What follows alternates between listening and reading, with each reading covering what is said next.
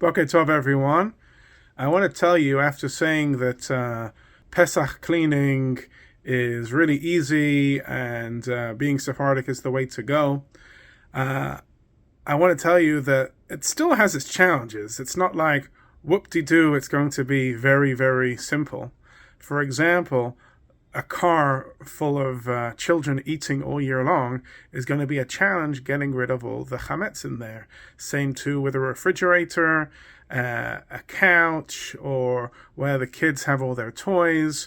Areas which are high impact, where we know that the kids have been eating chametz all year long. There's still no shortcut to. They need detailed areas of cleaning. The good news is the rest of it's pretty easy. Everything else, as we've discussed and learned, is mainly hagala, pouring boiling water over areas, or even merely hadacha, just making sure they're thoroughly clean. The oven is going to be on self-clean or on a high temperature like 500.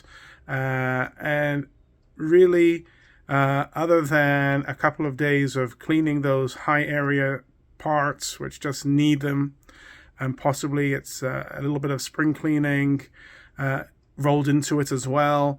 It should be a really good Pesach for everyone, and we should go into the holiday with energy and joy and ready to fill the going out of Egypt experience. Have a wonderful day.